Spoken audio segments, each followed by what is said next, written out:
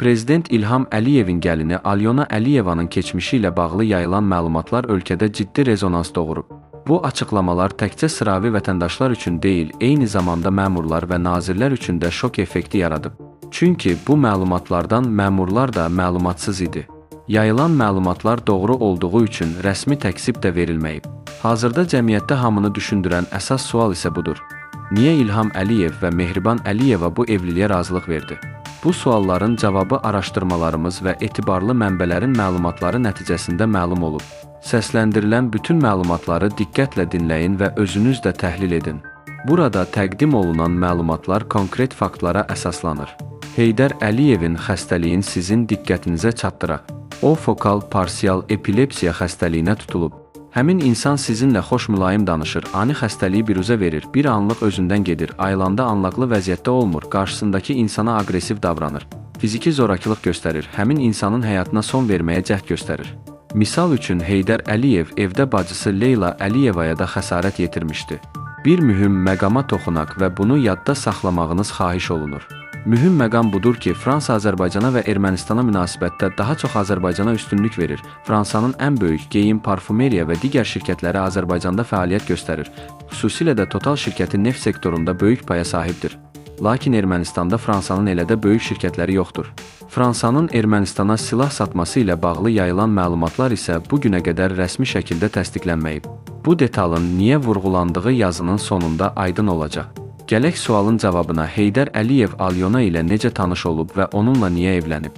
Alyona əvvəl Ukraynada yaşayıb, daha sonra Rusiya-Ukrayna müharibəsi başladıkdan sonra Alyona və ailəsi Fransaya miqrasiya edir. O, Fransada barlarda çalışır, eskortluqla məşğul olur.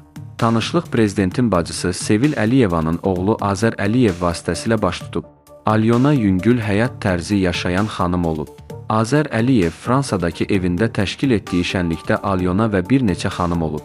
Həmin vaxt Heydər Əliyevlə Alyonanın tanışlığı baş tutur. Onların arasında cinsi münasibətdən sonra Heydər Əliyevin xəstəliyi özünü biruzə verir. O, Alyonaya fiziki zorakılıq göstərir, Alyonanın üzünə və bədəninə xəsarət yetirir.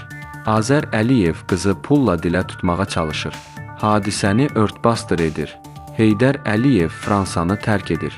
Lakin 2022-ci ilin noyabrında Fransaya gələn Heydər Əliyev hava limanında saxlanılır. Bundan xəbər tutan İlham Əliyev təcili Fransaya gedir. Xarici İşlər Naziri Ceyhun Bayramov da İlham Əliyevin yanında olur. Diplomatik müdaxilələr edilir və Heydər Əliyev müvəqqəti azadlığa buraxılır. Onun Fransadan çıxışına qadağa qoyulur. İlham Əliyev oğlunun Fransadan çıxarmaq üçün nə qədər cəhd göstərsə də bu baş tutmur.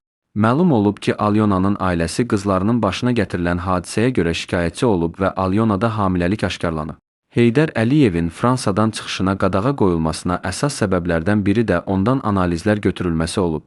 Daha sonra aparılan testlər nəticəsində Alyonanın Heydər Əliyev tərəfindən hamilə qalması təsdiqlənib. İlham Əliyev bu hadisənin mətbuata çıxmaması üçün ciddi səylər göstərir. İlham Əliyev və Mehriban Əliyeva Alyonanın ailəsi ilə danışıb barışıq əldə etməyə çalışırlar. Ailənin şərti bu olur ki, Heydər Əliyev Alyonaya və uşağa tam rəsmi qaydada sahiblənməlidir. Əliyevlər bunu qəbul edir. Heydər Əliyevin bu hərəkətinə görə Mehriban Əliyevanın UNESCO-dan ayrılması məsələsi gündəmə gəlir. Onun UNESCO-dan qovulması üçün komissiya yaradılıb və Mehriban Əliyevanın hansı səbəblə UNESCO-dan uzaqlaşdırılması müzakirə olunub və dünya mətbuatına açıqlama bilərdi. Lakin bunu istəməyən Mehriban Əliyeva rəsmi olaraq könüllü istefa verir.